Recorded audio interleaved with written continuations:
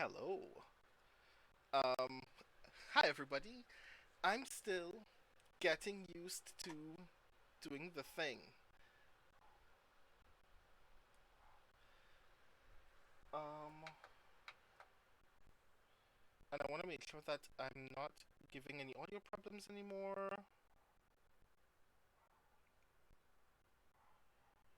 I'm still hearing a kind of clicking, but still. Um, okay, hi. Um, it's me. It's Brandon. Um, I totally forgot that the show didn't have an intro. That I forgot that I downloaded the original intro and it wasn't working, but we will sort that at some point. Right, that's what I'm hearing too, and I have no idea how it's happening because I've updated every other possible setting, and I want to make sure that that's not an issue on my end. Well, or rather, make sure that I can solve that issue.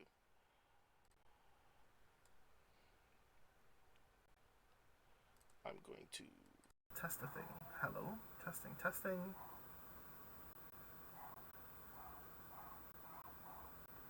That doesn't crackle, but if I do this,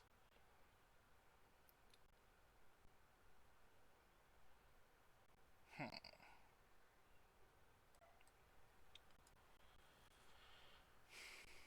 testing.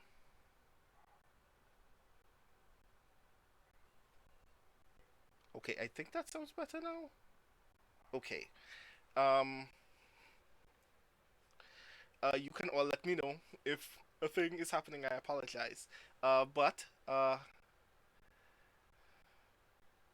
right. Thank you for joining us for yet another session of the Case of the Cindered Seal. Um, we haven't done this in a while because the last time that we tried, things were blowing up. Um, things still seem to be attempting to blow up, and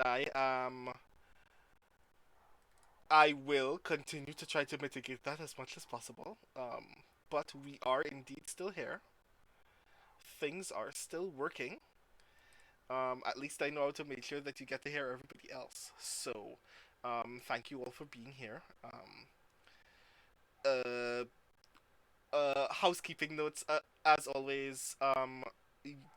There are multiple ways that you can support this channel and the person that this channel actually definitely belongs to, which is our Vanelleron.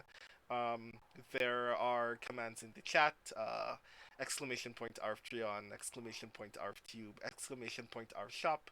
Um, Please definitely peruse things that you can consume that are definitely not only worth it on their own merit, but also definitely ensure that this channel can continue to thrive in the way that it is supposed to thrive. And yes, Echo Alpha X5 has me in the chat because I forget some of these things in the heat of the moment. So thank you very much.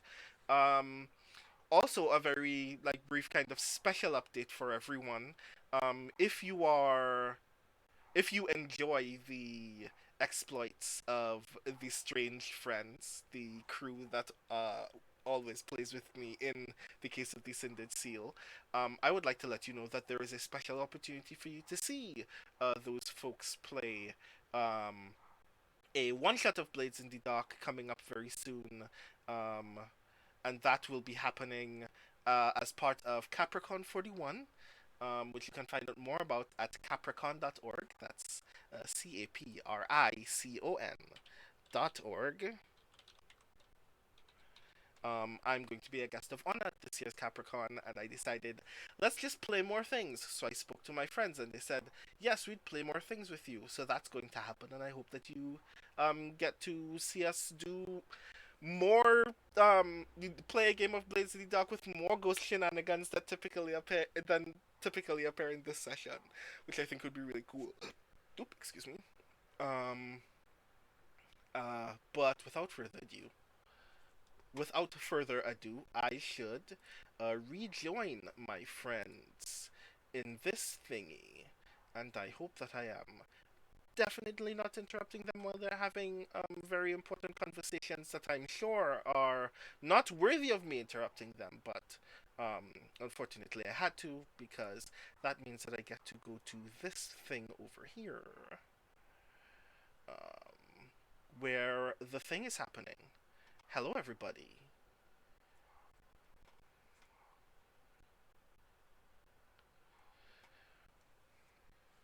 Um, it's been a while since we've done the thing, and I almost kind of forgot how the thing happens. Um, so hi. I'm going to ask you all to introduce yourselves and your characters and the work that you do, starting with Valerie Valdes.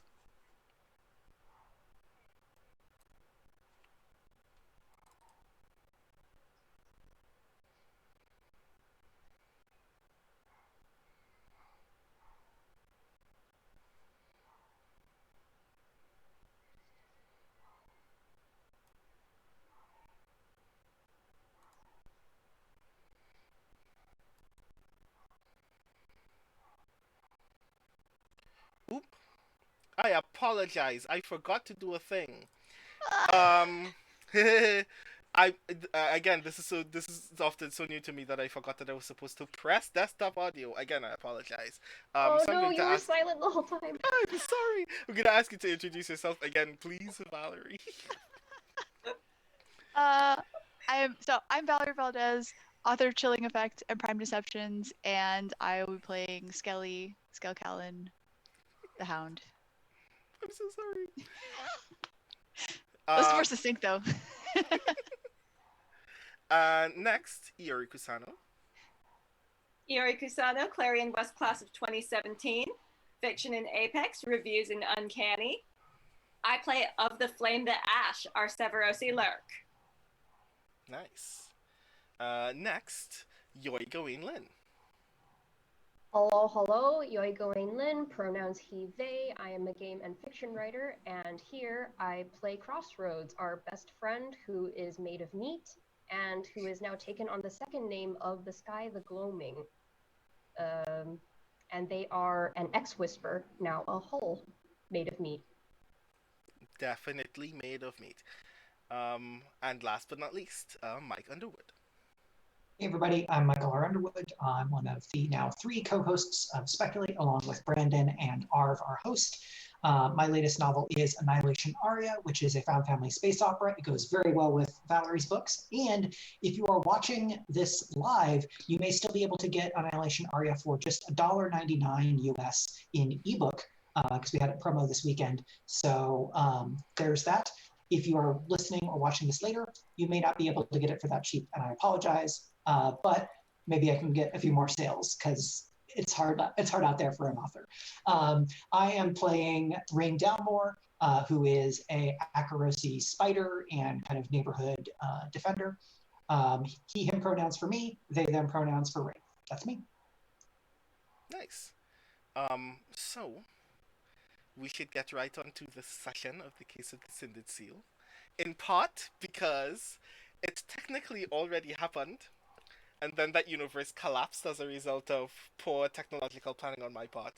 Um, but I wanted to make sure that a series of things still happened, parts of which I am still aware of, so we're just going to flow like things were still happening.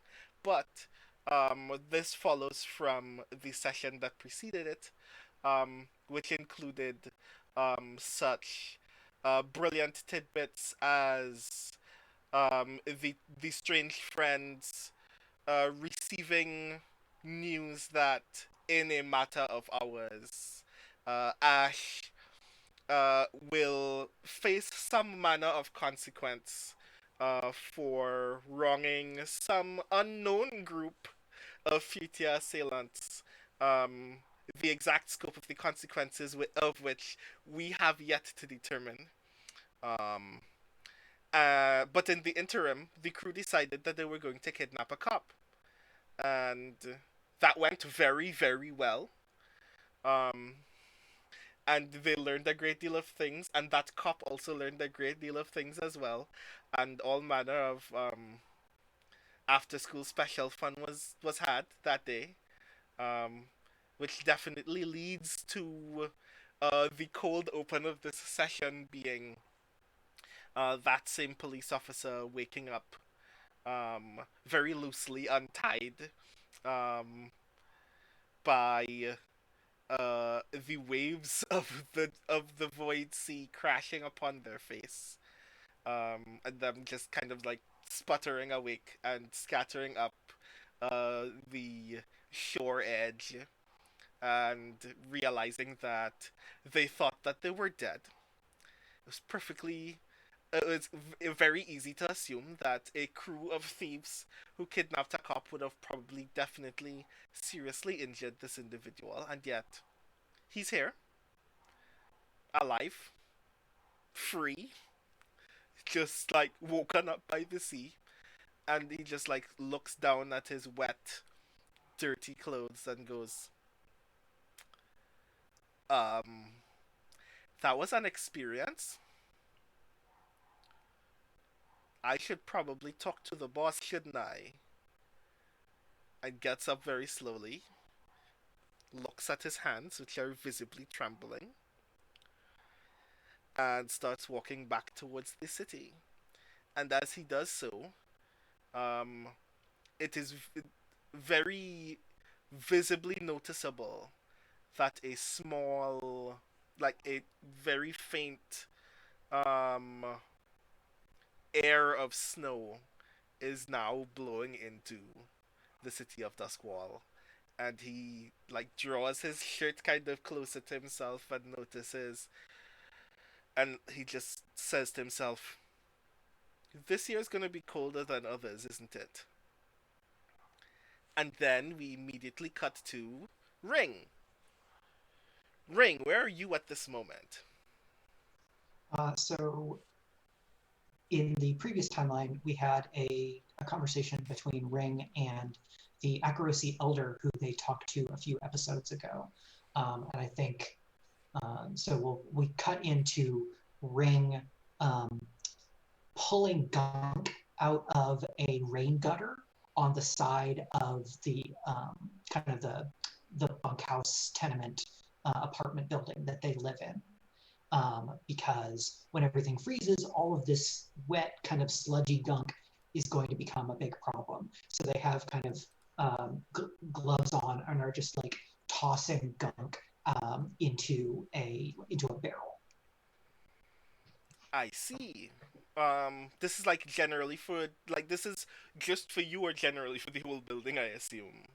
I think they've been doing bits over the last few weeks, but because the last week has been very zany, they are catching up and trying to get at least the big stuff taken care of before the first hard freeze. Aha, yes, because a gutter full of gunk that turns to hard ice doesn't sound pleasant. Um, so I'm going to say at this moment, your neighbor is like just idly walking by, just like idles by on using their cane to walk. They just kind of pause and look towards you and go, um, I hope you're not. I hope you're not the only person doing cleanup today. Oh, I imagine that everybody is trying to wrap up the season with a bow, especially considering the weather we've got coming in. Are you all set? I have all the food and clothes that I need. Still a bit of tidying, I guess I need to do. Um, and she just kind of like leans over the like outer wall of your apartment building. Um, but for the most part, I should be good this season. What about you? Is there anything that you need? Anything that we should try to grab before the day is done? Well, I've got my rounds to do. Um, some things to pick up for the porters. A couple of the younger ones tend to forget the smaller details: lard, butter, salt, and I've got a couple of friends to check in on. It's I'm happy to nice. pick something up for you if there's anything to add to your list. I'll probably be in and out of the house a few times today. Thank you very much, Ring, but I should be fine, I think. Um, But I'm glad to hear that you still check in with the porters. I know this is their day after all.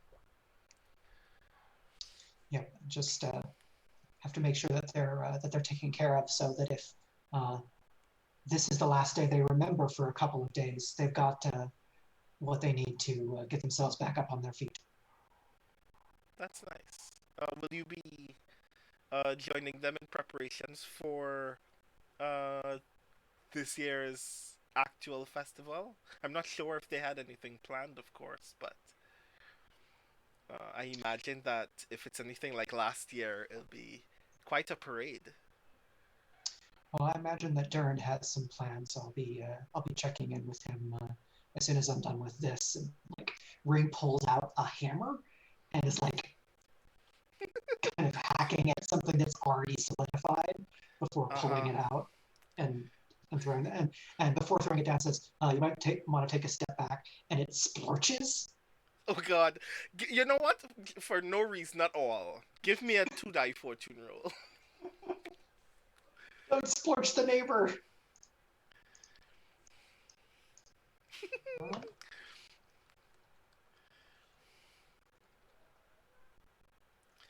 Ooh, a 4 and a 1. So, uh, maybe only minor splorching.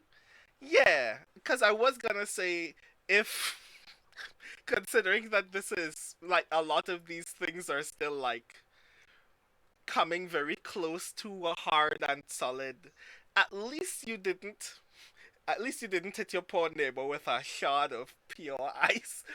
But there is like some there is a portion of something that is not quite solid and not quite liquid, and also not quite green but not quite gray, that flies over your head and like almost very suddenly collides with your neighbor's clothes, but she just like idly steps away just enough so that there's just like a brief, like the briefest of splashes. She doesn't get hit with the most of it.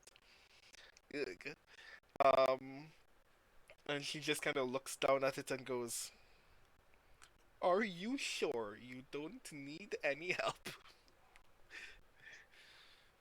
No, I've got some friends coming over. I can draft them if I need to. I imagine that you should. This looks like it used to be alive at some point. Oh yeah. I hope that you do get all of your cleaning done before this evolves into another kind of life form.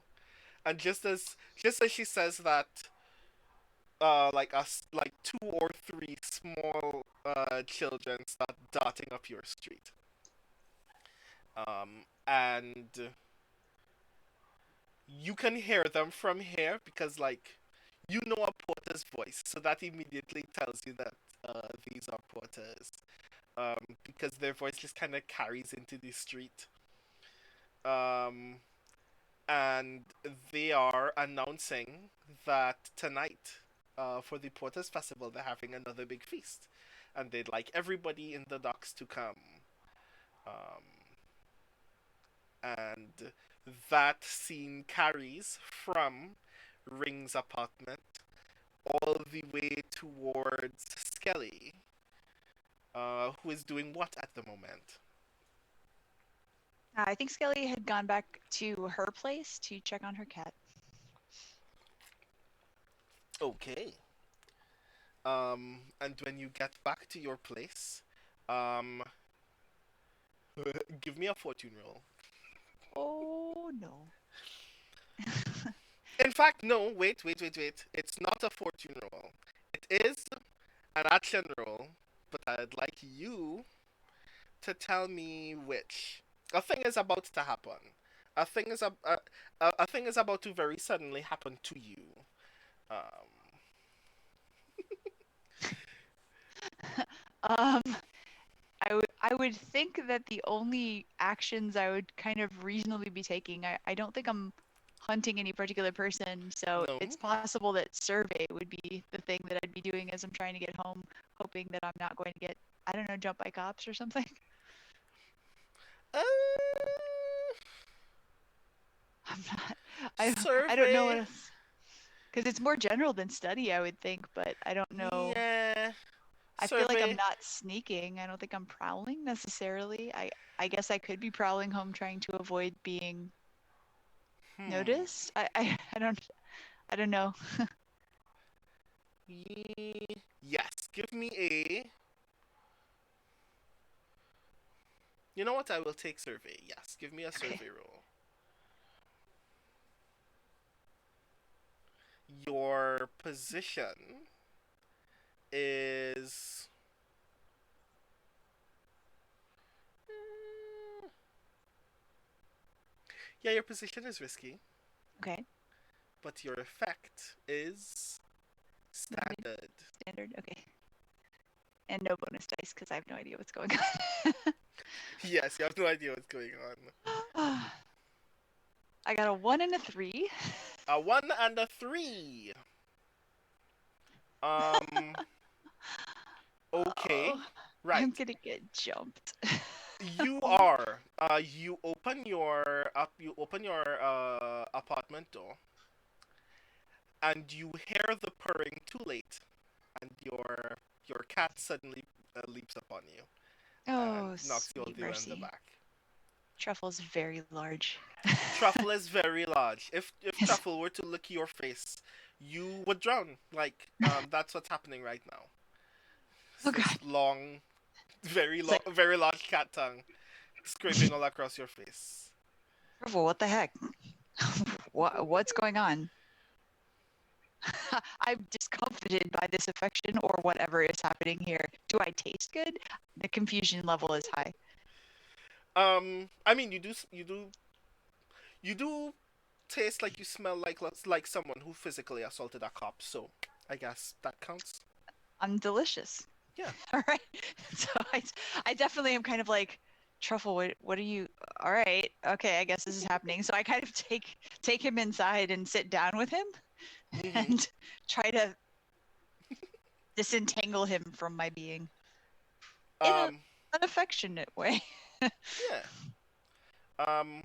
And like like Truffle does eventually like relax, and you notice as Truffle heads towards uh his food bowl that there is a lot of food in his bowl, like Oh, um large cuts of fresh meat, just like almost like falling over the bowl, and that's when you also notice that on the dining table is just a lot of food, like someone, and you know who, just prepared a three-course meal for you.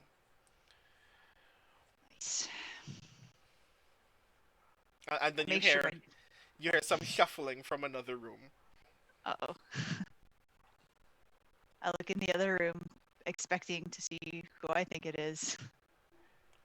Um, and Melvir pokes his head out of the door very suddenly and goes, "Uh, hi. Hey, why are you in my apartment? What were you up to? Stuff. Stuff like Work. work like." I'm gonna keep asking, you know. Why? Because you look like you did a thing. I'm looking at myself like, what? I I always know, look like this.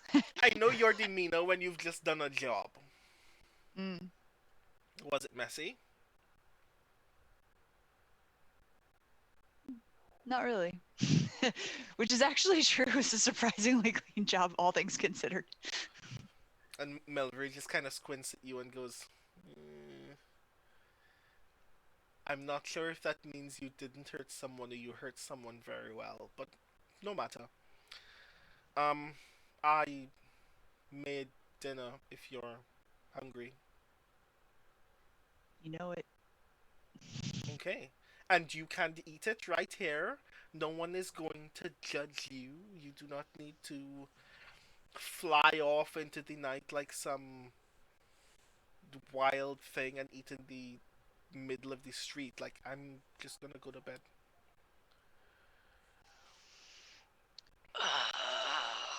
Skelly's heart is surprisingly warmed by this, and Skelly says, "Thanks." No problem. Like, you Truffle live says, "Thanks too." you live here. You should be able to eat here too, and I'm pretty sure I've never seen you cook, so yeah, it's not a problem. Don't get hurt, okay? All I'm right, kind of running out of iodine at this point, so it would be very expensive to deal with you again. note to self: get iodine. That is in. She thinks that she does not say that out loud. Hmm. It's more like, I bet Ring knows where to get iodine. Cut to there is an entire like box underneath the Ring's kitchen sink that's just full of drugs. Um, It's one shelf up from the whiskeys. yeah, And I be believe it. subbed for each other in an emergency. Yeah. Melvry just like gives like an idle salute to you and then heads into their room and goes to sleep. And you are now presented with food. What I will give you the opportunity to qualify what you're eating because it would be something that Melvir knows Skelly would like to eat. So, what has been prepared for you? So if I'm indulging my vice, I feel like it would probably be fancier than the usual fare, and so it is Yeah. probably something. Um, I think that what Skelly likes to eat almost more than anything is stuff that looks like it was. This is gonna sound kind of weird, but like stuff that looks like it was specially prepared, if that makes sense, like single serve restaurant style things, as opposed to something that would look like it was spooned out of a larger dish and onto a plate. Um, so probably smaller portions, but just multiple things, and that kind of like carefully arranged and presented sort of thing versus um, yeah, Hmm. something that is just part of whatever everyone else was eating. So I I don't know that I don't think the particular composition of it, like whether it's meat or vegetables or any of that. I think that she prefers stuff that is I guess kind of closer to its original form. Also, if that makes sense, like it wasn't like all thrown into a stew kind of thing. So Hmm. stuff that's also more like separated, um, individualized. Okay. Um. Could be part of what Truffle's eating, so yeah, it's like whatever. Yes, I do imagine you are eating the cooked There's version of some whatever meat overlap. is presently in Truffle's bowl. Yeah. Um. So now we get to indulge vice. Let me find those Yeah. rules again. I think I technically had already done it on my sheet last time, but Did you? no, you know what? I didn't, but I will do it now. Right. Um. All right. And do I need any bonus die now? You do not. Okay. 6. Okay. That. I only have 1 stress anyway, but it is now gone. Well, I'm I feeling good. mean, that is actually not ideal Oh, because that oops. means that you have overindulged. Oh, no. Let's see what the rules say about overindulgence. If your vice roll clears more stress levels than you had marked, you overindulge. A vice is not a reliable, controllable habit. It's a risk, and one that can drive your character to act against their own best interests. When you overindulge, you make a bad call because of your vice, in acquiring it or while under its influence. To bring the effect of this bad decision into the game, you select an overindulgence from the list, and there is a list in this game. Um, and hmm, frantically searching for the list. It's a very small list on page 156, and I Okay. feel like none of these things. I'm trying to figure out a way where one of these things fit. Is it that just the thing I can imagine is brag for extra heat, and somebody that Melvir runs into is connected to the wrong people and word gets out that Ash has done a job? I mean, that does actually make sense. Valerie, do you have another idea? Yeah, no, I'm just trying to think because yeah, that is a very, very short list of options.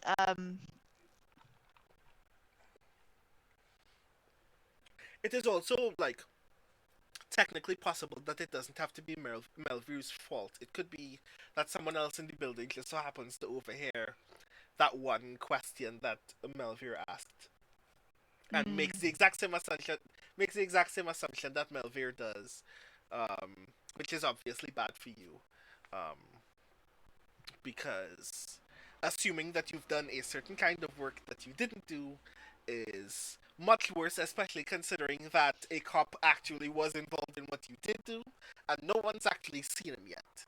So, yeah, I mean, because in terms of attracting trouble, like what are the entanglement options? Where is that even in the? ooh, we haven't Yeah. even gotten to entanglements yet. Yeah, here we go. Okay, so because I would want it to be like not an entanglement against all of us necessarily, but Hmm. uh, yeah, no, that seems like it doesn't really fit. Yes, I feel like an entanglement would be particularly serious. Mm-hmm. Um, especially because a lot of those things would lean into the rest of the crew and would also like a good portion of entanglements also involve like giving you more work to do, and considering that Mm, it's already taken us this long to even learn what the seal is, it would be yeah. kind of unfortunate I just suddenly get another job. So yeah, 2 heat is good. All right. So I'm just going to make a note of that.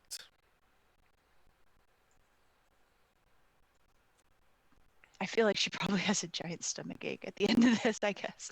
It's like, that's not really a. I mean, I wish that were an option for over and done. Just like, actually, now you're injured. I mean Congratulations.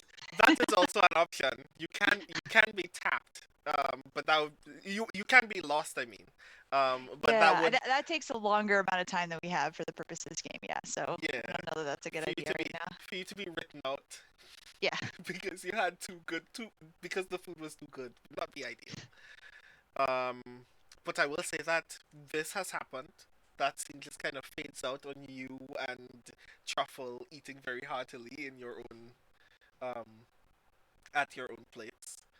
Um, and then we cut to Ash's shop. What is presently happening in Ash's shop?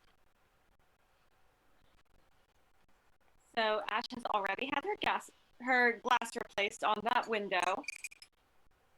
She knows that the storm is coming snow-wise. She's not entirely sure how bad it will be, but because of that, she's just boxing up some extra essentials to take around to some of the other Severosi families she knows in the area, particularly the one that Root is staying with. Because, you know, I did dump a guy on them. I should probably also dump some canned goods on them. Oh, okay. So she's just loading up a box with some extra blankets and shawls, jars of pickles, cans of.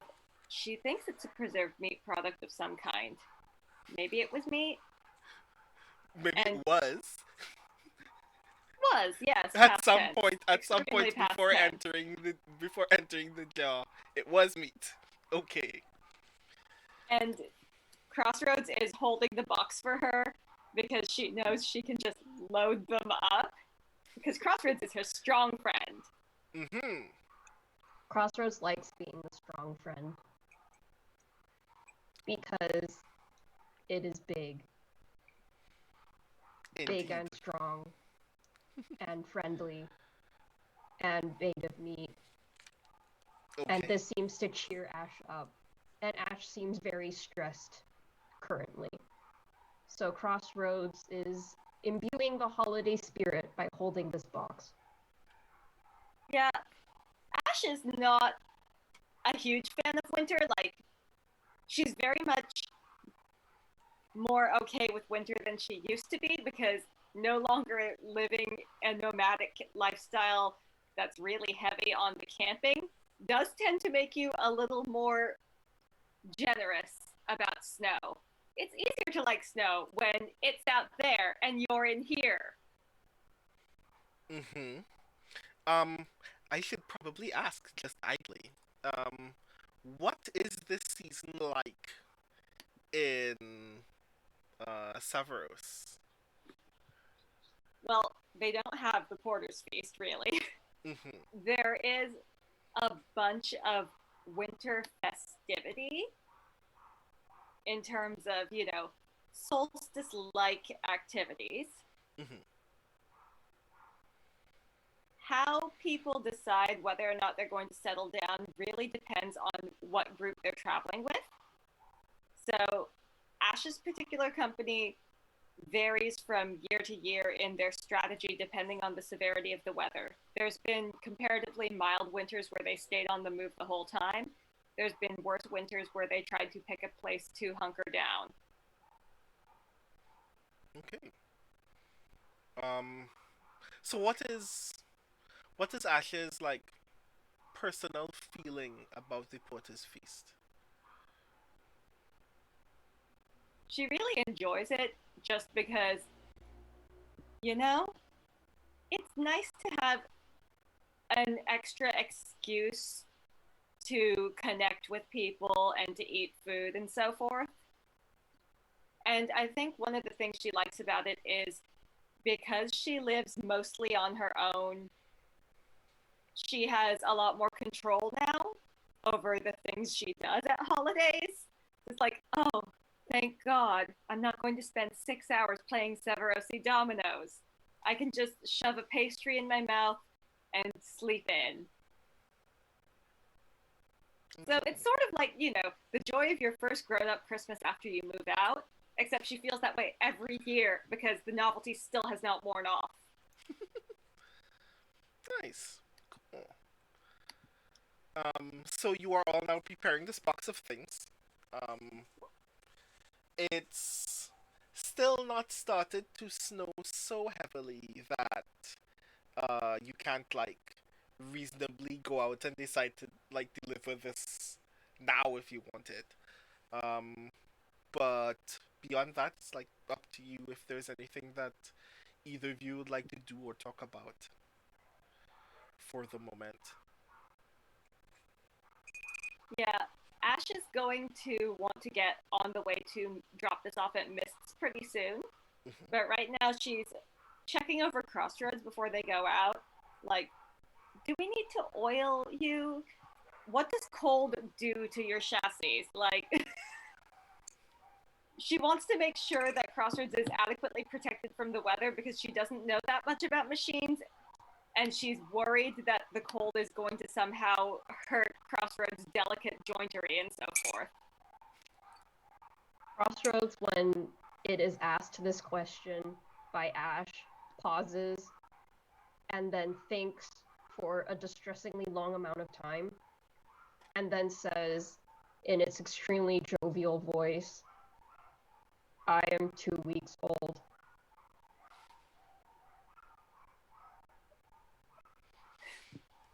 Okay, baby's first snow. Gotcha. And Ash doesn't really know if it's going to do any good, but she does grab a big, big wool poncho and kind of just flip it over Crossroads. And then, there's some jumping and so forth as she gets the neck hole maneuvered over the beak and so forth, and properly gets the poncho onto Crossroads to try to give it a little bit of shelter from the weather. Crossroads, still holding the cardboard box, does this sick squat that would be amazing if it was made of meat. but it's made of metal, so it's actually not that impressive. But it squats down so that Ash has an easier time. And then says, "Am I Skelly or ring now?" I think you can just be you for today. Okay. I will carry this box then. I carried another box once when we were all together in the house with the scary man where you were really smart. You're very good at carrying boxes, Crossroads. Crossroads doesn't even have a heart and it feels great right now. Okay.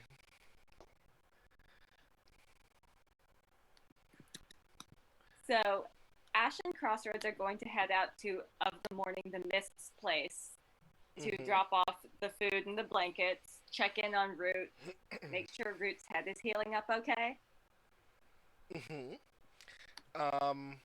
Things.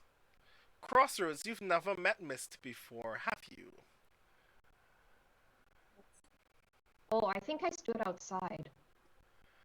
Because Yeah, I feel like I have a Skelly company. went with Ash to that house. Yeah. So they've never seen a hull before.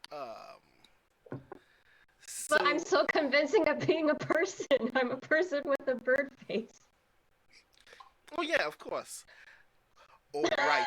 Oh right. I cool. Ah, right, yes. Oh, when they get like near the door, Ash is going to kind of think of, what does Crossroads look like again? Oh, right. Maybe I shouldn't introduce Crossroads to people who are going to be alarmed by its appearance. Yeah. Give me a 2 die fortune roll. Both of us or just me? Just Ash, yeah. There you go. Sorry, I have the map up and it kind of overwrote everything else on my screen. Take your time.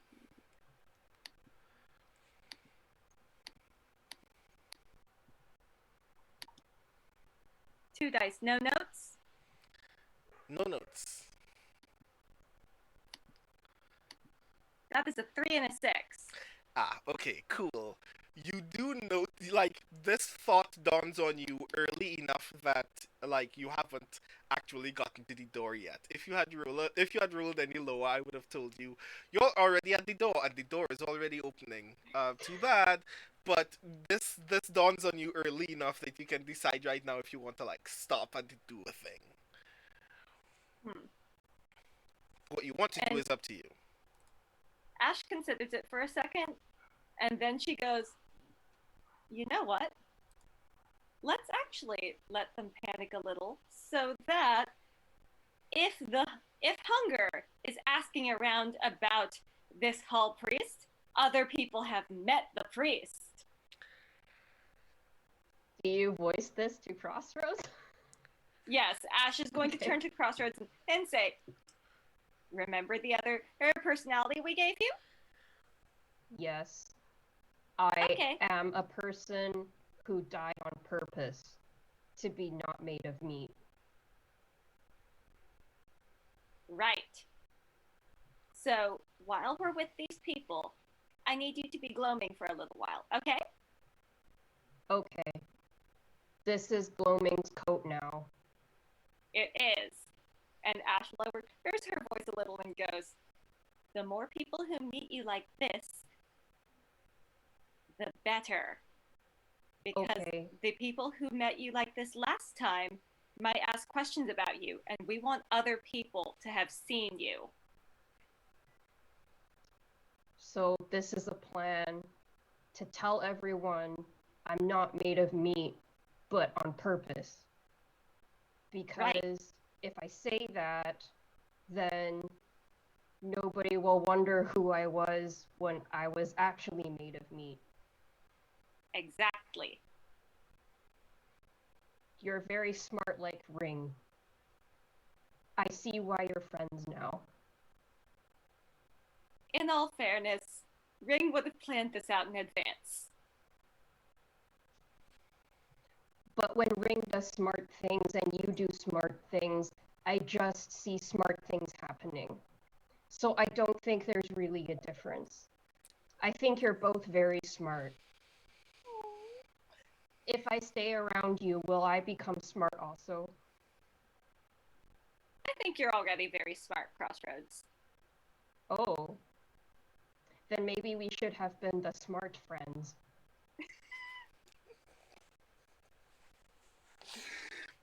Is this conversation happening as you're still walking? Yes, but quietly. Okay. Because I will say at this point, you have definitely gotten to the front door of Miss Home. Oh my god. I have so many feelings right now. But you have gotten to the door. You can now do a thing. Yes, Ash is going to do the thing, and the thing is knocking on the door. Crossroads is going to do a thing, and it's holding the box. Where is the box right now? Like, is it... Okay. It's not in Crossroads' chest. It's not full of crickets either. Duly noted. Good. The door opens. And Mist, like, is like very immediately shocked to see. He's like, Ash, hello. I wasn't expecting you to pass by. What brings you to this part of town? Oh, I just have some things for you en route. You know, it looks like the snow might get pretty bad, so I just wanted to make sure you had enough. Well, yes, thank you, thank you. The winter does get very terrible in this accursed place, doesn't it? Um, and like she opens the door wider and is about to gesture for you to come in when give me a fortune roll. One die. One die? Yes. Okay.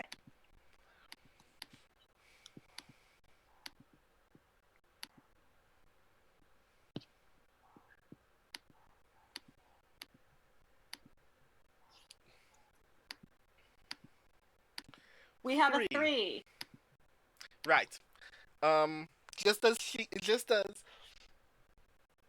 as Miss is about to introduce you, like let you through the door, she immediately notices Crossroads. Um, and for like just like the briefest of moments, she's actually like catatonic. Like she doesn't she's just like frozen in what does not seem so much as fear as much as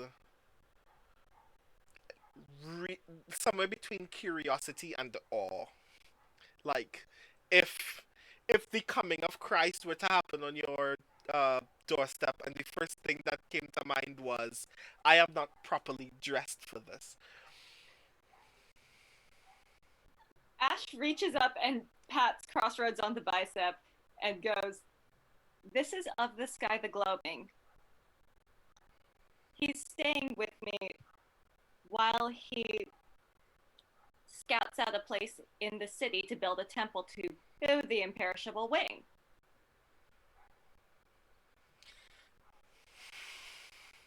Um Mist like briefly kind of snaps out of it. Looks at you very curiously like why the hell are you of all people associated with like she doesn't say this but you can tell on her face is this kind of why would a priest be in your presence of all people and then turns back to Crossroads and in Severosi says praise be to the imperishable wing and then gestures you both inside. Ash goes in. Crossroads also goes in. A note to the audience, Crossroads does not understand Severosi. Mm-hmm. It Just is sounds realizing it is realizing now that maybe Ring and Ash, although very smart, are not perfectly smart. Mhm. Yeah. And then it has a very genius idea of its own, which is that because it is dead, it doesn't remember a lot of its previous life. Maybe it just forgot Severosi also. And then it thinks, ah, being around Ring and Ash has made me smart. I would not have had this idea 2 weeks ago. I would have exploded. Quite literally. Panic does that to you. Um, so you are now both inside Mist's walkway. Mist is still very eagerly looking at Crossroads, um, like reverence has like washed all over Mist's face. And And she like one of the first things that she does as a result is that she gestures for you both to sit in the dining room, but she gestures for Crossroads first. and Ash says, "You'll have to forgive him for being a little quiet. We it's the beak. You know, we didn't realize quite how difficult it is to speak normally with a beak. They never tell you that in the folk tales, really." Well, I am not sure about the workings of a mechanical body, but I imagine that would be very difficult indeed. But you do what you must for the faith, obviously. And like she still gestures very eagerly for you both to sit. Crossroads, do you sit? Um, if the gesture that Miss makes it evident that it is supposed to sit, um, it will sit. If it fits, it sits. So Okay. yes, Crossroads sits. But Crossroads is thinking, I want to be a bit more priestly. So um, before it sits, it's kind of getting vague flashes of what it was in its previous life, something about looking at the sky and charting the paths of birds and the signs that it used to draw before charting the paths of said birds to determine what omens that they meant. So it's going to do before it, as it sits, a minor attunement as it draws a sign before it sits so that there's just a little glow. Like, not to actually hurt anybody, but just to make things a little sparkly. It has been inspired by the lights that people have strung up. So it's like, okay, maybe I will do a little holiday lights, but Okay. in a priest way. In a Ash is priest going way. to be proud of me. Yes. So yeah, give me an attune roll. Okay, Your position is risky, risky. but your effect. Uh-oh. Nah, your effect is standard. Yeah, your effect is Okay. standard. Ooh. And no No bonus bonus dice? dice. Unless you want to do a thing. Do you want to do a thing? Oh, No. nope. I just want to make it a tiny attune. Cool. 5 is good. It's a 1, a 3, and a 5 Yes. for those who cannot see the stream. 5 means that I mean I wasn't going to let you explode anything for this roll. Crossroads That was would be not very aiming to mean. explode anything. Yes, it would be very mean if I decided, oh, a tune, let's blow things up. It's like, um, so this is going to be very interesting for both Mist and Ash, especially Ash, because to the best of your knowledge, you thought you made something up. So this is not supposed to like logically follow, and yet the thing that you see like two very brief symbols of light form right in front of Crossroads' head. Um, one is um, the like the constellation symbol that is typically associated with susurrations of birds with like large gurgling swarms of birds. Like you have not seen this constellation image since you moved to Duskwall. Mhm. So the fact that anyone that is not Safarosi would know it, let alone somebody that you just made up a Safarosi backstory for, is already very tenuous. And then immediately afterwards, Crossroads does the um, constellation for a folktale that you know is associated with the imperishable wing, which is like the Sephiroth equivalent of that uh Greek fairy tale of a god visiting an elderly couple in mortal form and then immediately rewarding that family's generosity with like unnecessary riches and prosperity. Like you see that you see the constellation for that couple, and Mhm. then Crossroads bows and sits. Give me a 2 die fortune roll. Wait, which of us is rolling? Crossroads. Oh, I have been so lucky in this game so This far. might go very well for you. It might. Or the chair just might splinter under your metal weight. I mean, we are talking about a hull, of course. Mm-hmm. 2 die fortune roll. That is a 1 and a 4. Okay. Partial success.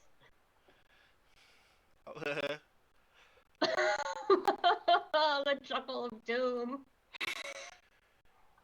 The chair very obviously like buckles under your weight. Like it is visible to Ash that the entire back and under cushion side of this chair has almost entirely split, and it is purely the grace of the gods that you are still sitting on a chair that is still upright. But at least you didn't break the table. If you rolled lower than a 4, all of the furniture in this room is going to it's just going to burst into splinters. But it didn't. If So we at just some have this point, chair. if at some point the chair splits, I will note that narratively speaking, earlier on, I did in fact describe Crossroads executing a 6 squat because it's Oh, not made no. of meat. So if the chair in fact does split, I will contend that Crossroads remains sitting Oh yeah, for all definitely. intents and Yeah, purposes. this has been established, so I'll definitely give you that. Okay, Um, thank you. so yeah, so Ash, you see that happen. You notice that Mist seems totally unbothered. You know that this is weird for Mist because, like, Mist is like very fond of the furniture that they've collected for this home. They've tried very eagerly to build a space that they will enjoy, and they've just lost one of their favorite chairs, and they are not annoyed at all. Yes, but then again, Mist also has a picture of the imperishable wing in the kitchen. Yeah, So having the robot equivalent of Jesus in her living room probably has had a little bit of an effect. yeah, this is going very well for you so far. Ash And takes the box from Crossroads Mhm. and hands it over to Mist. Thank you very much. What did you bring? Plenty of blankets. Hope you like pickles. Thank you.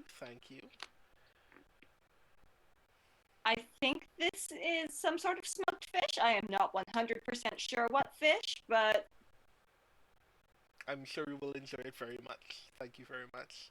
And like she immediately goes off to like put things away in the kitchen. Um and then she like calls out from the kitchen. I take it that you came to visit your friend as well?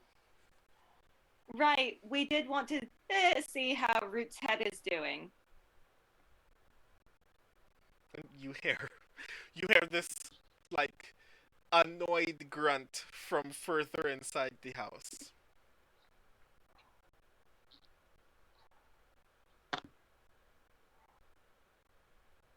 Ash is kind of leaning towards the hallway because it would be rude to just walk on further in.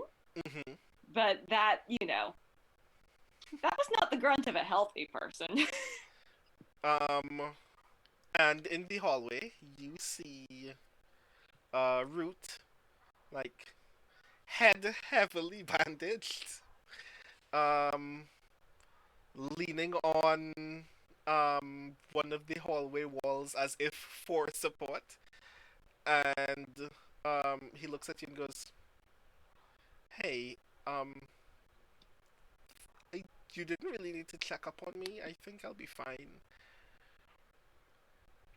You can tell by the way that he's leaning on this wall that if the wall weren't there, he would have face planted.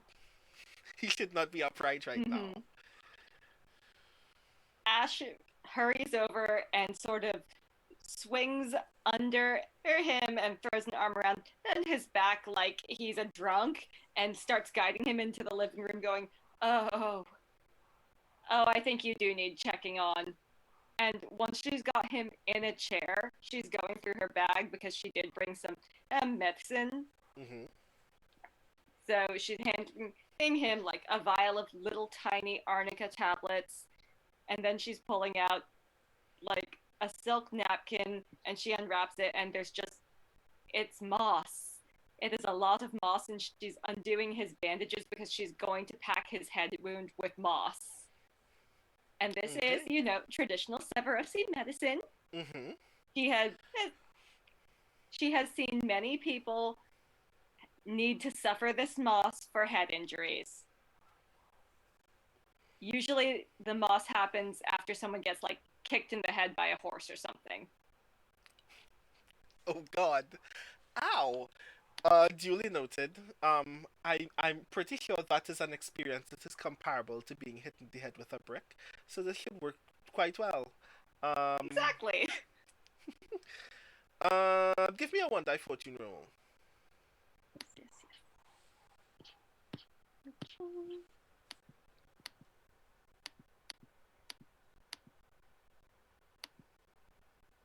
3. And you've rolled a 3. Okay.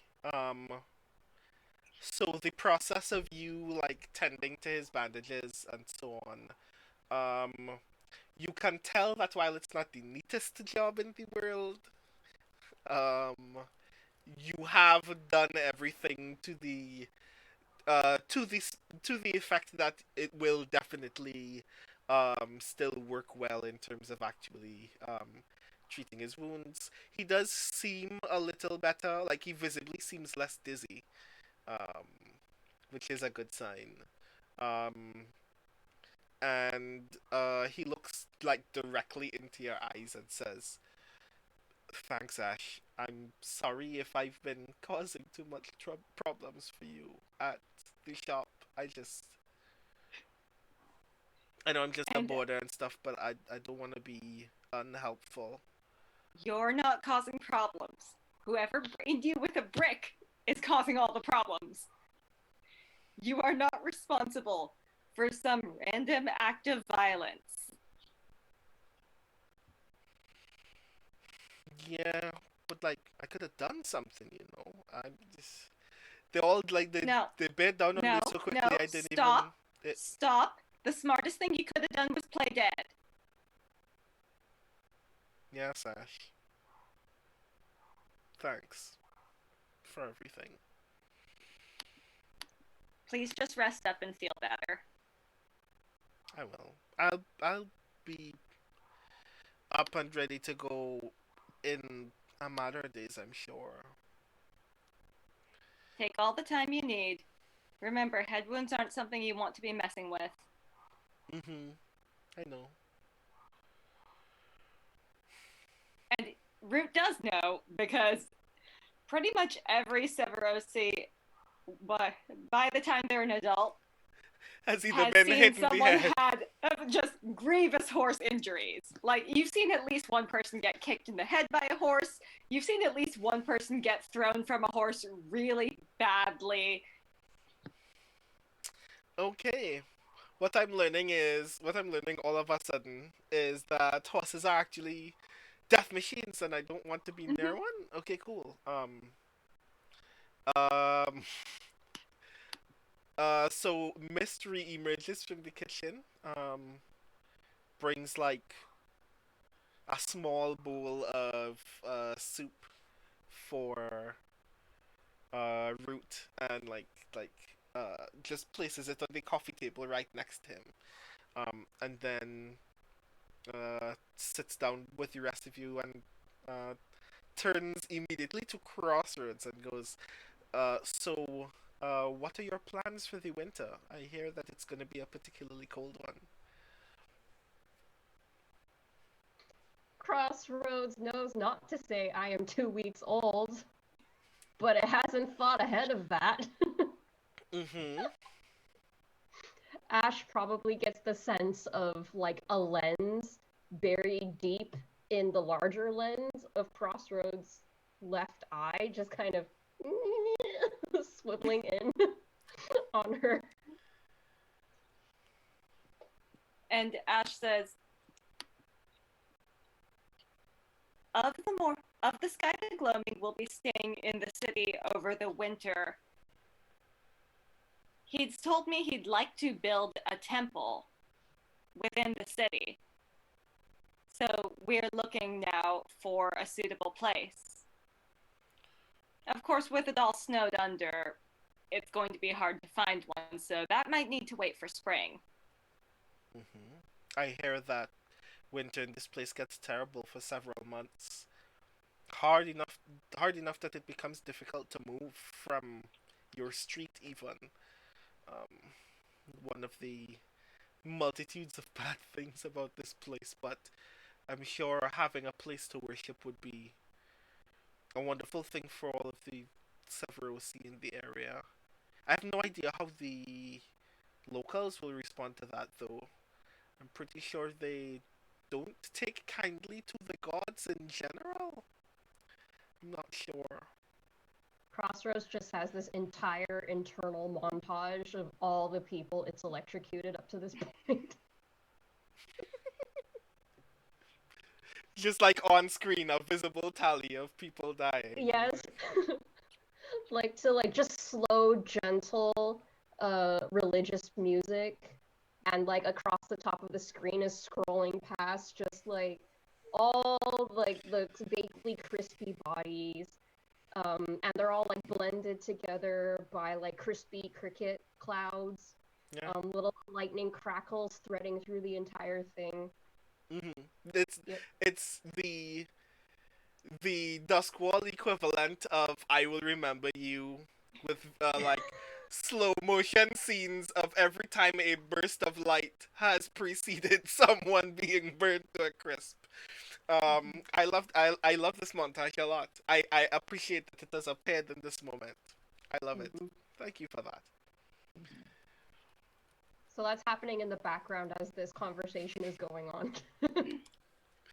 And Ash is just saying to Mist very calmly, well, this city is full of cults. I'm sure we can find some room for ours.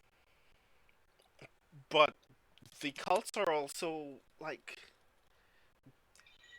wicked people. Like I see them snatching people in the street. I hear stories about them snatching people in the street, getting in blade fights with the blue coats. Like I wouldn't want I wouldn't want people to associate our beliefs with this. This And sounds won't so it be grim. wonderful that we're setting a good and peaceful example to prove that not everyone who worships non-emperor gods is running around stabbing people? Maybe we can convince some people to be a little less violent about their beliefs. Wouldn't that be lovely? On screen, Crossroads montage has not ended. Meanwhile, Mist nods very solemnly and goes, That would indeed be good, wouldn't it? And I do believe that the imperishable wing is the perhaps the very best god for us to introduce to this space.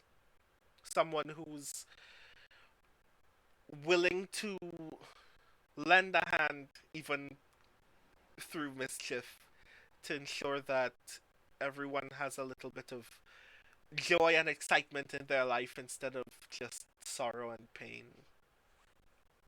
Complicated places need complicated gods. The Indeed. words joy and excitement coincide with the closing of the montage, which is the gang chucking the vaguely unconscious cop onto the shore of Duskval to have his fate determined by the incoming tide. Crossroads is very pleased at how everything is tying together. Its friends are so smart.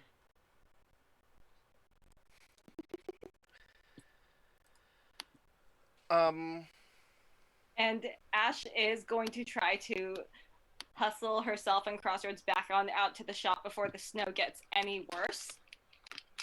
Basically using the snow as an excuse to leave. mhm. So only one cup of tea happens for politeness' sake. And then they are back out on the street trying to get back to the shop through the ooh, ooh, ooh, it looks like that is increasing. You know, the sky is that lovely kind of pinkish gray shade you get when it snows. Mhm. There's definitely starting to be just a layer over Crossroads' beak. So a few things like before that happens in order, but while that is happening, which is um Ash's Spice's obligation, if I'm not mistaken. Mm-hmm. So visiting Mist definitely counts as indulging your vice. So you should give me So yes. how's this going to work? Because Ash doesn't have any stress. She has taken no stress via mechanics. She's only taken emotional stress. Hmm. Yeah, because if the indulge vice is free, we could like not take it.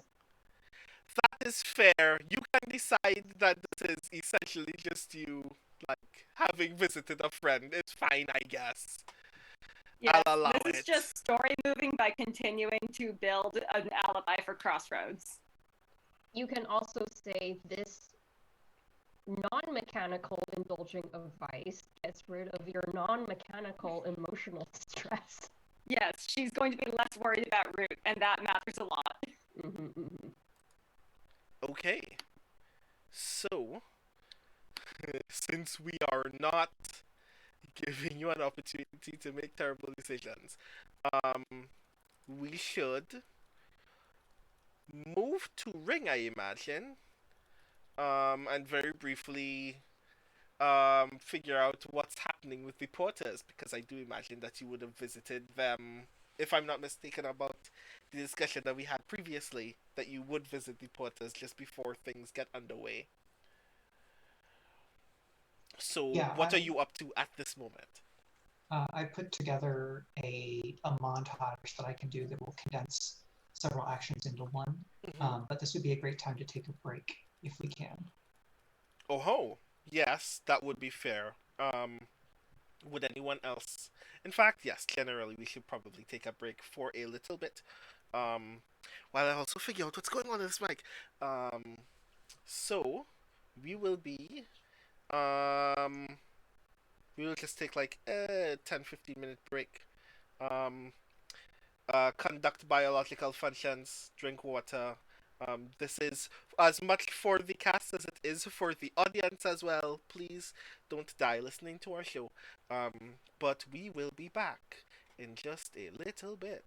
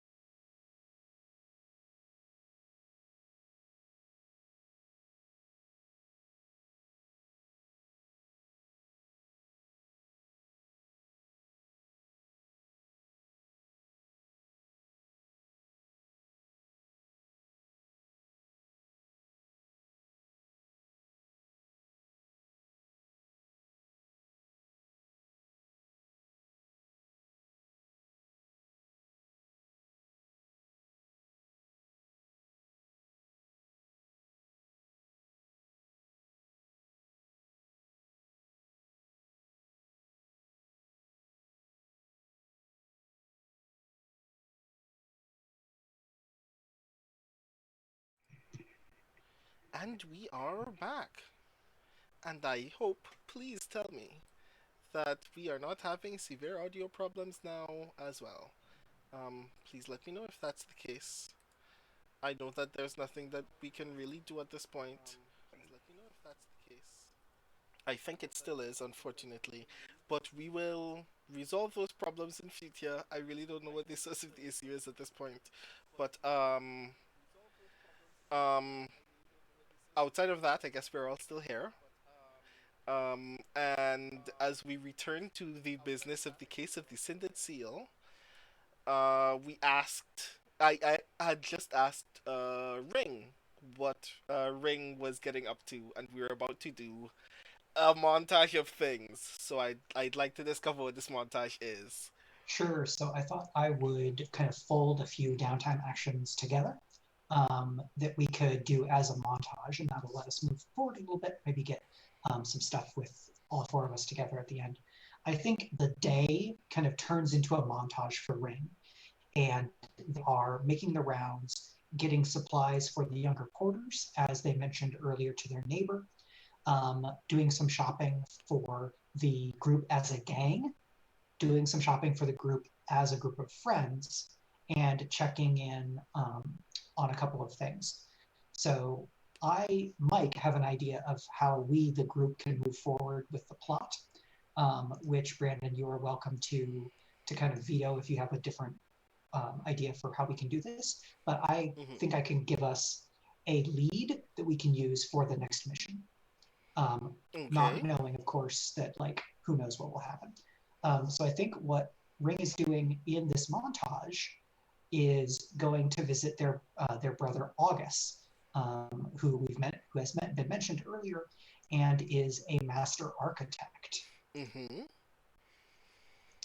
So I take it then Um, that that this first thing is preparing to embark on a project. it depends on kind of which on what you think makes sense. Because what Ring wants to do is go to August and ask August either if he knows or to pull some strings to find blueprints or at least some documentation of holdings belonging to Aldo Booker, Aha. Okay. specifically, especially in the docks or any of the neighboring districts like Crowsfoot. Crowsfoot's probably a really good option because it's also pretty crimey as opposed to some of the nicer districts. So that's Mm-hmm. how I see it, and I could see this as either a gather information role or as an acquired asset. And maybe, if you want to set, hey, you need an asset of at least tier 1 or tier 2 to get access to, one of these things. I'm happy to try to make that role. Hmm. Right. So I do think that this is a gather information rule, which is like mostly straightforward. Yes. Um. Okay. So let me just reacquaint myself with how that works. Um. Right. Um. Like I don't think anything really like gets in the way of you being able to like source that information from August, because not only do you already have a relationship with them, but this is information that they would easily have. Yeah. Um so I would say then, right. Give me a consort rule. Yep. So I have the move Weaving the Web. You gain Mhm. +1d to consort when you gather information on a target for a score. You then get +1d to the engagement roll for that operation. So I've got consort of 2. This is going to be a fortune, or I guess it doesn't need a position or effect. So I'm going to roll a 3-die fortune roll because I have consort of 2. I get +1 for Weaving the Web. If this isn't a downtime action, then I wouldn't get a +1 for going to a friend, but I'm very happy for it to be gather information because then I want to use a different move. So I'm writing in tracking Aldo. So there is a 5, which would get me average information.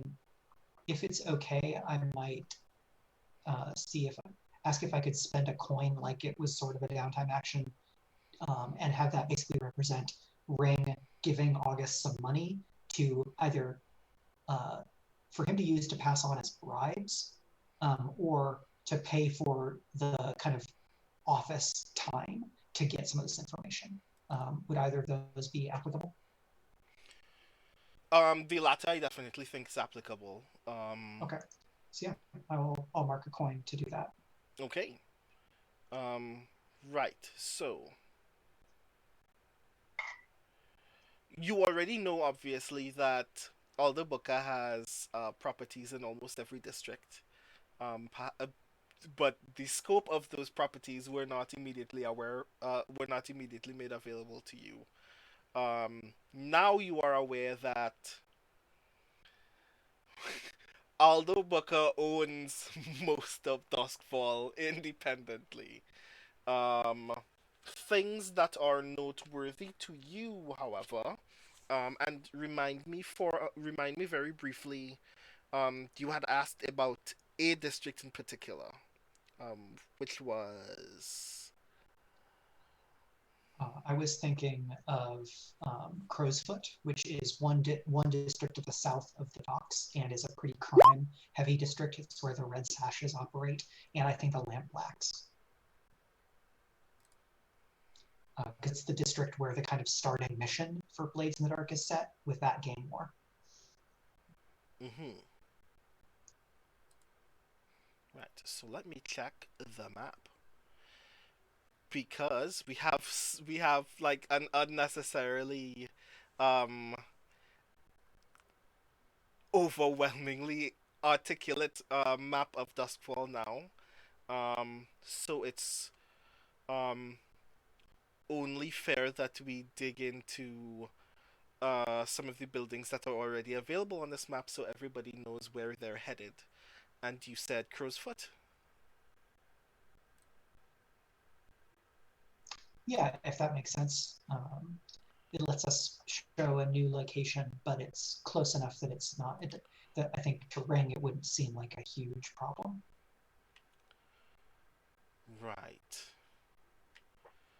So, um, there are a multitude of places that August already lets you know about in all of the districts.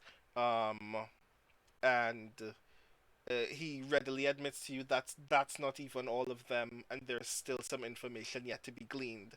But when you ask to focus on Crowsfoot, he points out that um, he owns what seems to be a warehouse property on Copper Bottom Road, which is northeast of Crowsfoot.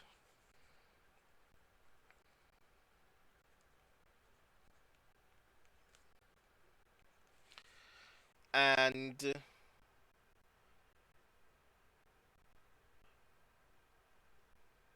hmm,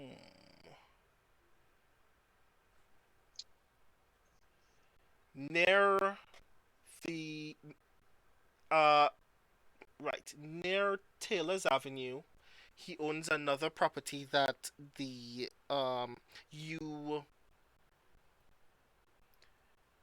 you see the in in your research you discover the deed that he has for that property and its surrounding land, but you can't find blueprints for it, so you have no idea what its immediate purpose is. Um, and that would be one of the um, it's like several numbered properties on the eastern side of Taylor's Avenue. Just like Cool. one long building.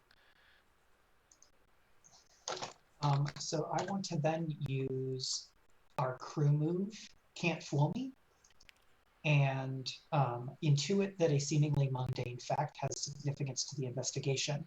And I think the mundane fact is that the numbers on this row of buildings are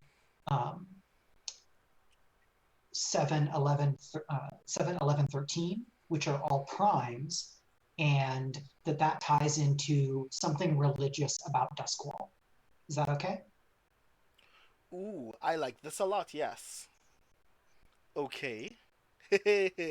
So I'm going um. to mark those 2 stress, which then makes indulging my vice easier. And I'm going to write down a note of this thing that I just made up. Mhm. The interesting thing about making it a religious fact is because it makes it an imperial fact. So what? Hmm. I feel like I should ask you then to like qualify this a So yeah, bit more. I think these are maybe they are yeah, it's in the 7th, 11th, and 13th year of the Undying Emperor's rule. Those were years in which he made major strides to protect the people. Um, it's been long enough that the kind of the information is probably diluted and certainty is shaky. But Hmm. I think on those years, he did things like make a major bargain that kept some demons at bay. And in another year, he won a major military victory in the kind of warlord ridden aftermath of the breaking of the world. And on the 13th year, he basically allowed to be founded the church of worshiping him. Hmm. So what I like in particular about that is the observations about demons because one of the things that is like particularly well established about this world is um the um the catalyst of the great cataclysm that broke the sun and did all these other particularly nasty things to this universe is the Emperor's attempts to dominate demons. Um, so I feel like if there is strong spiritual significance as well as political significance, I feel like it would draw very much on that demonic aspect, which I like a lot. So I think that we're going to stick with that if that works with you. Yeah, and I think the particulars about those numbers, or at least some of that, I think comes from August, who would know more the kind of material history, Hmm. and then Ring flashes back to the kind of prayers and superstitions and mythologizing of fellow soldiers during the war.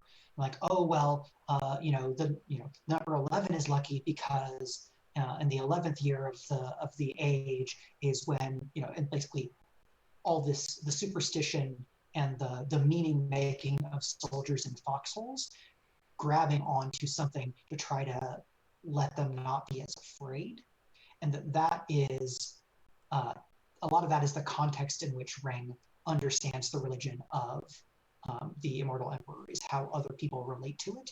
And I think Ring's relationship to it is not as affectionate or fearful as viewing it as a practicality or an instrumentalization that helps other people.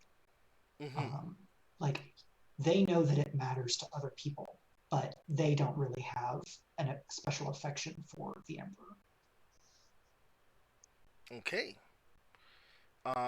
Right. Cool. So this is information that you now have. I will make a note that you have asked. I have made a note rather that you have asked about other properties, and those other properties will be made available to you when they um, become valuable to the story later on. I already have ideas about where some of those things will be, but that is presently neither here nor there.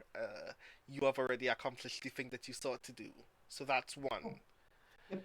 So I want to acquire an asset, which is Duskwall snowshoes.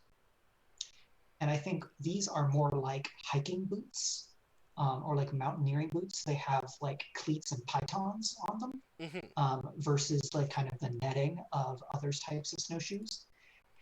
And they get them from Dern as a part of like, okay, I'm getting all this stuff for the porters, and I'm getting some stuff to have like a meal with some friends. And so we get that kind of montage of Dern's quartermaster office just completely abuzz, and it's like Christmas Eve level busy in terms of retail, because everybody is stocking up and yelling.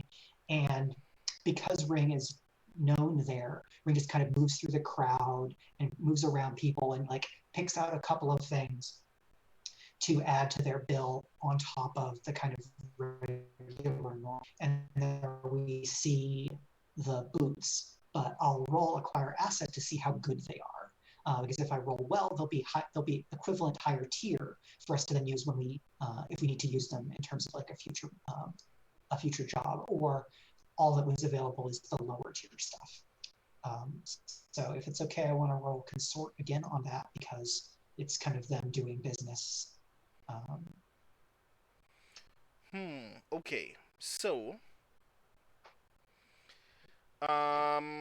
right. Yes. Give me that consort roll first, and we'll see what happens after that. So I'm going to roll 2 dice for consort, and this is boots.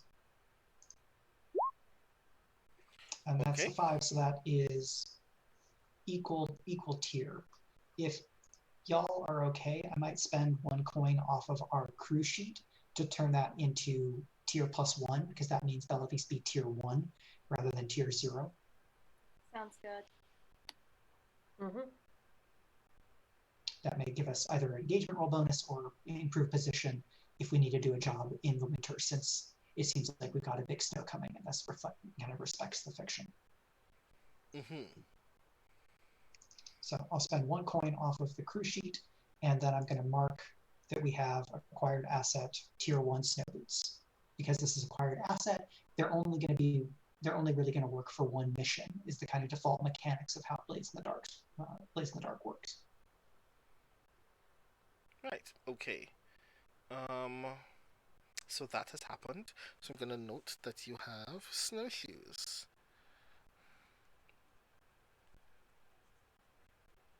So I take it then that what you mean in particular is that you have a pair for your entire crew. A pair for each member of your crew, I mean, yes. Yeah, I think acquire asset is frequently spoken of as being that you can get something for the crew, and because these are they're like 1 use, so either it's more a rental than a buy, or they require like a lot of maintenance, and so I couldn't just reuse them for free. Okay. Or maybe they. A thing I think is valuable to note at this point then. I think that it is only fair, from a material standpoint, that it should cost at least 1 more coin specifically for Crossroads pair. Because for it to be of the tier necessary for it to equal any of your mortal feats snowshoes, it would need to be of a comparably higher standard. Okay. Yeah, that's fair. This discriminates against the dead. I'm just going to point that out. While this is unfortunate, I would like to point out that in the real world, everything discriminates against the dead. Crossroads starts sweating. Oh god. So that has also happened. Yep, and because we have some extra heat, and I'd love to be able to use the thing where we get bonus rep if we have 0 heat, I think part of this montage looks like kind of Ring putting the neighborhood in order in terms of like making sure everybody else has all the stuff that they need, which means that people are not going to be stuck out on the street. And that means if they're not stuck out on the street, they're not going to get rolled by the bluecoats and thrown into lockup for vagrancy and then interrogated and then find out about us. Mm-hmm. Which I imagine is also a thing that porters tend to do around this time because one, freezing to death is not pleasant, and two, like that community sense of support and coming together specifically in this time I think is particularly important. So if there is a role for that, I'm going to say that you already have plus 1d to that role because you have a small gang, which is a group of small children. So what action do you think is useful for that kind of work? Um, Honestly, I do think that this is still consort because I'm manifesting how Ring does the neighborhood stuff Hmm. in all these different ways, and Ring approaches it like consort rather than like sway. This is the Yeah. thing that everybody needs to do. This is kind of how things are done. I don't feel like they have to really kind of lean on people, especially in terms of deception or like, come on, please. It's like this is the thing that keeps everybody safe. Hmm. So 2D from consort plus 1D from what you gave, and that's a 6 on the fortune roll, which would let us reduce 3 heat. We had 1 heat, then plus 2 from Scally, and now we would have 0 heat. Okay. You no longer have any heat. Well done. This is the ideal state for fugitives to be in. Yep. Um, Not ideal for winter, but that's unrelated. yes, different kind of heat. Warmth is necessary We have during crossroads for yes. warmth. Yep. And so my third downtime action, because I'm going to take the indulge device at the end for free, is I'm going to start a long-term project, which is um, training the porters enough that they count as a cohort for us as a gang. Hmm. Okay. Okay. Let me see how that would work. Um. Or a project that would mean that we don't have to spend one crew advance or one crew upgrade box instead of both of 2 crew upgrades, because normally a cohort takes 2 crew upgrades to get for your gang. So a long-term project to get 2 upgrades worth is a lot, and I'm happy to kind of pull down that the effect there to be a project that gives us a discount, maybe. Hmm. Right. Okay. Um. So I will say that one, this seems to me very reasonably that it would be an 8 segment clock, and that you will. Right, I know how this happens actually. Right, so it's an 8 segment clock. Um, the things that are ultimately important in terms of training porters to be useful for you all is training the kids to um, gain information unnoticed, both individually and in crowds, and you will need to improve their self-defense capacity because they're going to be in a lot more scraps and those scraps are going to be a lot more brutal. Um, every time you attempt to do one of those things, um, instead of outside of rolling any actions and any action rolls specific to the role play of those moments, I will ask you to give me a 2 die fortune roll um, every single time that you do those things. Um, if you get a critical, it will clear 2 boxes. It will fill 2 segments of that clock. Um, any success will clear 1 segment of that clock. Um, that sound fair? Sorry, is this in addition to the normal long-term project clock rules? Yes, precisely because not only is it 8 segments, but because you're going to probably need a crew. You're probably going to need a cohort as soon as possible by the time things happen. So, Sure. Okay.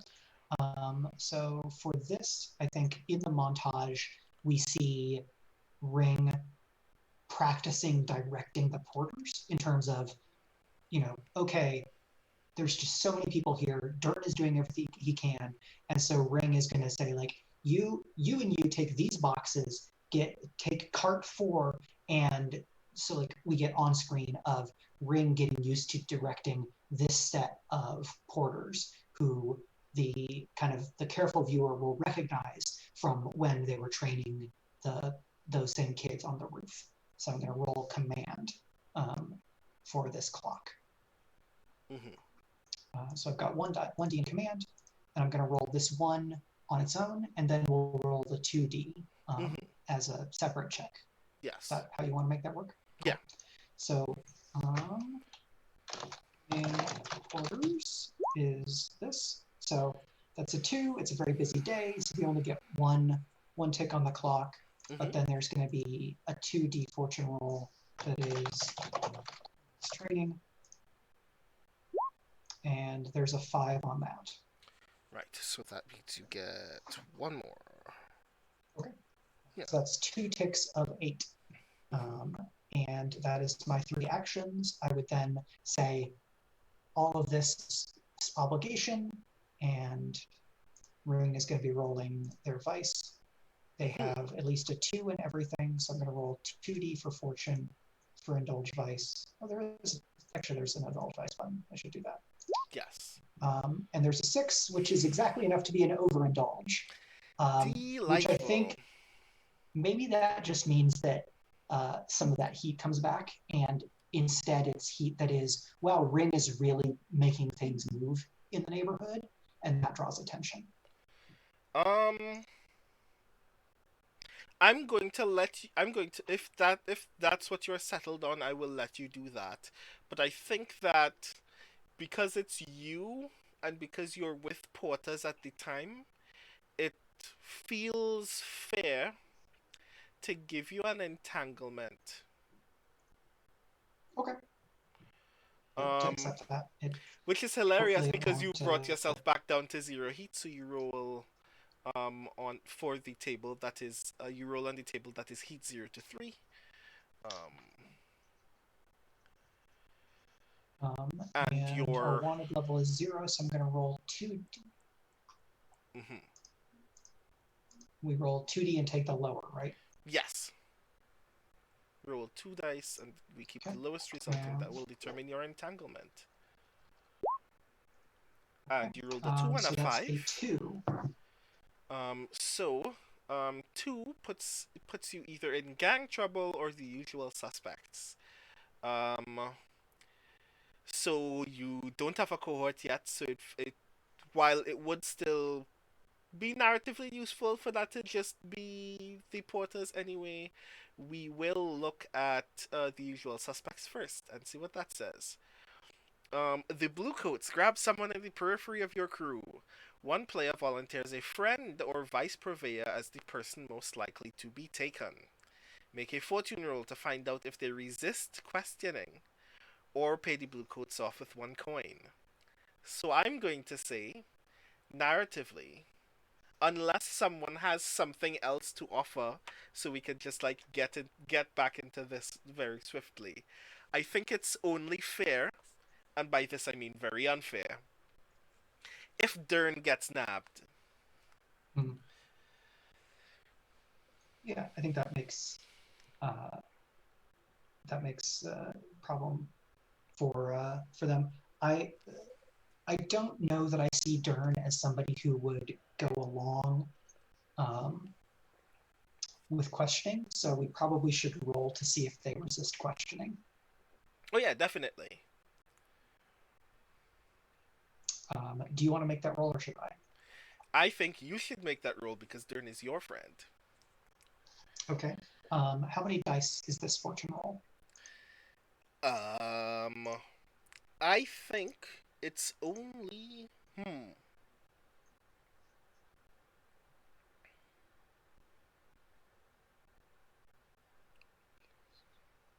I think that's two.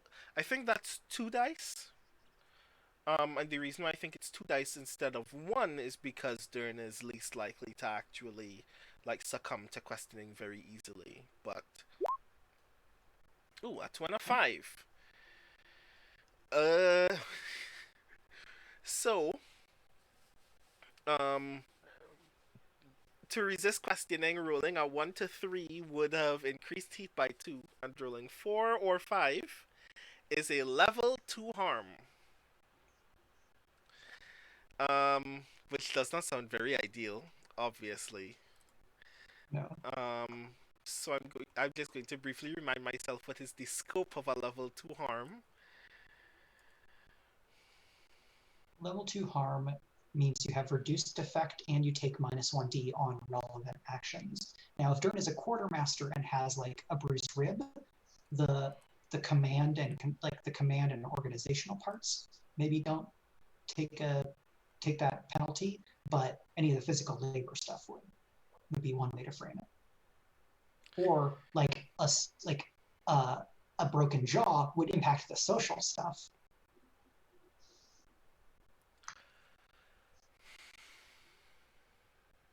Aha. Right. So, here's what I think. This is the case that I am about to make. Um, there is. Right. So, two things come to mind very suddenly. One is because they're bluecoats, he's definitely been banged up very severely, and it's possible that he has a concussion or a broken arm, which will limit his ability to do certain things but not others. But there is a case for a kind of psychological harm, which is that the bluecoats may threaten um, a particular porter or group of porters in general in a way that might legitimately panic Dern. Because he knows that these kids can't fend for themselves in the way that he can. Right. Um, I am leaning towards the latter, but I'm going to give you that kind of control because I think that like that kind of control speaks more to what you think the stakes are more than me just handing you stakes. Yeah, because I think it makes sense for part of this to look like Dern is so busy doing, like taking care of the porters that the simple arrangement of Ring helps out isn't necessarily going to be stress relief anymore, at least for X amount of time. And that Ring would either need to work more broadly or would need to be more self-directed in the Vice stuff. And so mechanically, one of the other things that happens in if you overindulge is a vice purveyor, you're cut off from a vice purveyor. And so maybe this looks like a temporary loss there. And so there's a fictional thing where Dern has felt this impact and has more concerns, especially as the winter is coming in. And then mechanically, maybe next time there's a downtime, Ring has to scrabble a bit more. How does that sound? That makes sense to me, especially given the stakes that are already increased by the weather in this space. I think that makes sense, Okay. because the weight of you having to expend that extra effort is actually much more intense now that you've lost your connection to the community of people who would have most effectively helped you accomplish those tasks, which is valuable, I think. So yeah. Um, But all of my stress is cleared. Very weird way to clear stress, but I'll allow it. Yeah. And that's all the actions, kind of, that's my montage. Ring's intent would be to gather the group for a dinner at their apartment,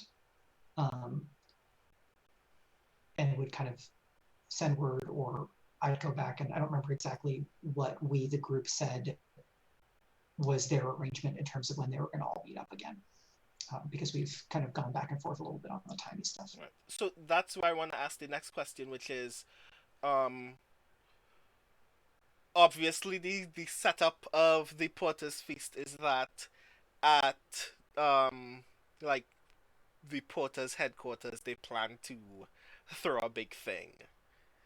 Would you meet there, knowing that not only are you going to face the consequences of Dern's being nabbed by the Bluecoats very suddenly, but probably not have as much of an opportunity to speak very privately, or are you sure that we're going to meet at Ring's apartment instead?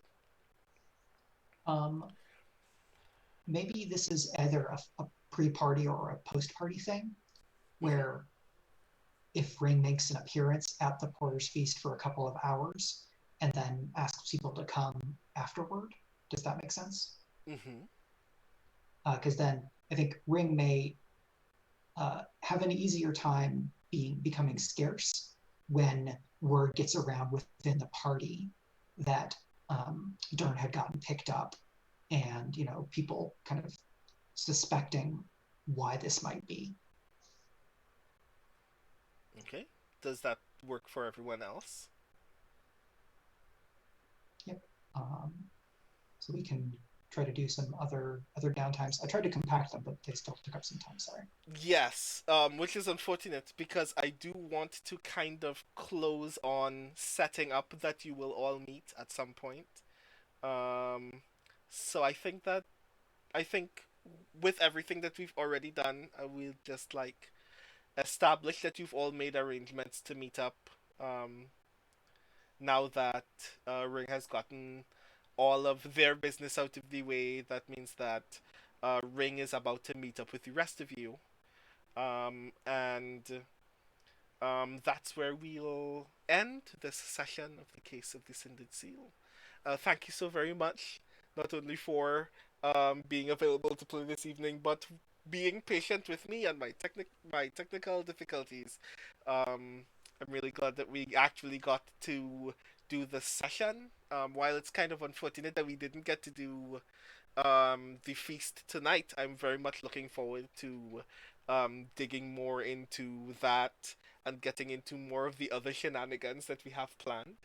Um, but until that next session, I should ask you all to please introduce yourself, tell people what you have going on, and where people can find more of you and your work.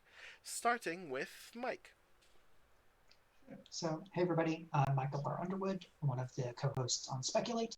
I want to give a special shout out to all of our Patreon supporters who help us be able to pay Rudy Basso, who is our audio editor. We love Rudy and really appreciate all the work that he does to make the podcast go. So shout outs to Rudy. Y'all can follow the podcast at speculatesf.com and become a Patreon supporter at patreon.com/speculate. This week I'm going to be putting up the session 0 video for Speculate Rebel Crown, which is a new series that I'm going to be running. And there's more information about that at the Speculate Patreon. So check that out. And again, my latest novel is Annihilation Aria, which is a found family space opera. That's me. Next, Yoi Gawain Lin. Hello, hello. Jeoi Gawain Lin, game and fiction writer, player of Crossroads, who is made of metal and apparently, as of this session, incredibly fit and good at holding position. You can find me on Twitter at This Is My Design. Design is capital DASEIN. It is a philosophy joke and pun on Hannibal because I like puns and I just stick to them forever. Okay. Next, Iori Kusano. Iori Kusano, Clarion West class of 2017. Fiction in Apex, reviews in Uncanny. You can find me on Twitter at Iori Kusano. That is spelled IORI. There are no L's in my name. Thank you for reiterating that just so everybody got that correctly. And last but not least, Valerie Valdes. I am Valerie Valdes. You can find me on Twitter at Valerie Valdes. That is with an S, not a Z. You can find me online at valerievaldes.com. And my 2 books, Chilling Effect and Prime Deceptions, are out now. I also have a little flash story coming out on Julia Rios's Patreon. If you find me on Twitter, that will get linked when that's available. And I also stream Dragon Age Inquisition on Tuesdays and Thursdays at 9 p.m. if you are so inclined to hear me ramble about the bizarre artworks scattered all over Thetis. And would you like to tell people what Twitch channel they can find that content at? My Twitch, yes, my Twitch channel is The Kids Are Asleep. Nice, best name ever. Um, And as for me, I am Brandon O'Brien. I am a writer, poet, and game designer from Trinidad and Tobago, and also the GM of this game. I am also responsible for the Fugitives crew sheet that the Strange Friends use for this game, which you can find at my itch.io page. That's therisingtides.itch.io. You can also find me almost anywhere else on social media at The Rising Tides. That's TITHES.